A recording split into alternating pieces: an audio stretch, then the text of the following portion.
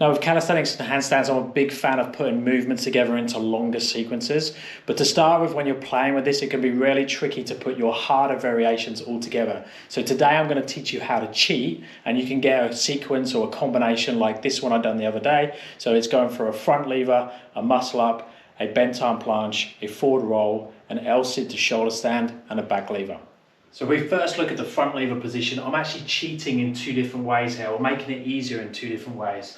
Number one, I'm doing the front lever for only 2 or 3 seconds. Now obviously that makes it much easier to hold that straight full position. The other thing I'm doing to make it easier is I'm going into a false grip position, put my hands over the top of the bar, not the bar, the rings, but it works the same on the bar as well. So basically I'm getting more purchase on top, and it's like I'm pushing down on the rings as opposed to trying to hang underneath it. So it actually comes across as you're holding less weight. But if you're still working towards your front lever and don't have an open position yet and can't benefit from those cheats, a couple of things you can do here. So you can just bring the body back into an easier position, or I can invert and go slightly higher. So that makes it easier. A tight tuck, if that's okay, open out. Obviously you've got your straddle positions in a closed hip, in an open hip, and then eventually taking the legs out, open the hip all the way and bringing the legs together. Next I go into the muscle up. Now with the muscle up, again I'm cheating. One of the things I'm doing here is I'm going from a front lever position and then taking myself over the ring. So I'm pulling back and going over and really getting a lot of benefit, a lot of help from that seesaw effect. So the hips come backwards and the shoulder and the chest goes through the rings to get on top. Now if you have a strongish front lever, this can help you get your first muscle up, or just makes the muscle up much easier. Now if you don't have a muscle up, you really need a way of getting below the rings to above the rings. And that's one of the beauties of the muscle up, is it gives you that transition. The other thing you could do though, so say I'm in this tuck front lever position, I want to go above the rings, I could pull up, jump over, jump up, and just use a little bit of a toe assist to get through the movement. Next is the transition from the support position. So I'm above the rings in this position, straps in the way. So from here, I'm going to go into this elbow lever or bent arm planche position. So again, little cheat here. I'm externally rotating, or the rings naturally externally rotate. My hands are in that sideways position anyway, and the elbows come in towards the midline. So the more I can bring my elbows in, the more shelf I have to sit onto. So you can make it very much an elbow lever by bringing the elbows right into the torso like that.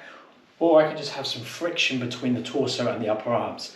Both of those things make this hold, this arm balanced, this bent arm planche, elbow lever position easier. Another way I can make it easier is just shorten the lever arm. So I could go into a straddle or bend the knees, close the position.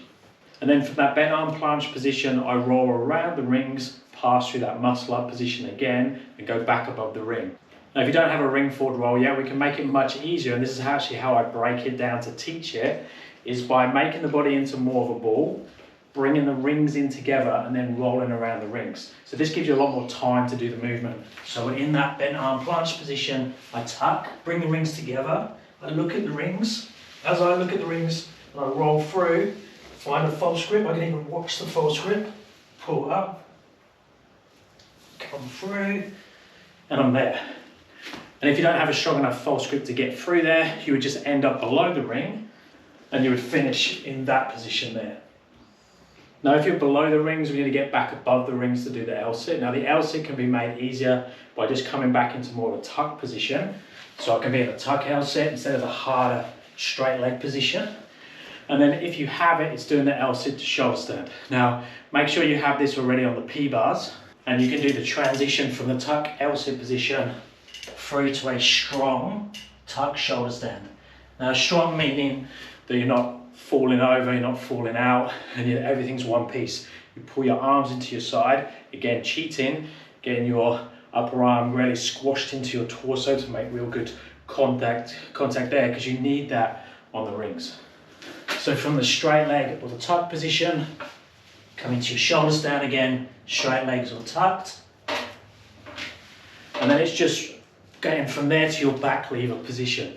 Now this can be done quite fast or quite slow, but for most people, if you can hold that support position in a shoulder stand or an L-sit, you can transition down into a inverted position.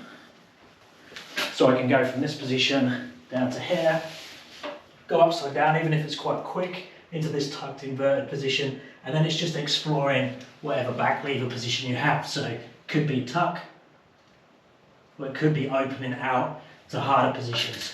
I don't have the space with this setup here. And then in the video, I go from that straight position and pull round back into my seated L-sit on the floor. You could just finish on that side, or if the pulling out of the back lever is too hard, if you go into a tight tuck and use a little bit of momentum, that's one way you can get back faster. So if I'm in this back lever position, I can tuck, pull myself around. So going into that tuck ball quickly helps rotation and helps spin you out to that position. So if you want to start playing with combinations, if you want to start putting movements together, cheating or making things much easier is a good way of doing it to set a sequence together.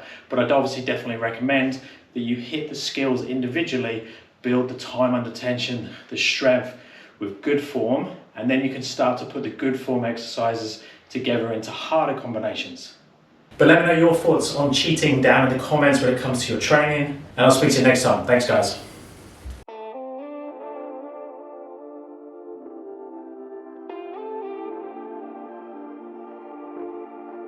Thank you.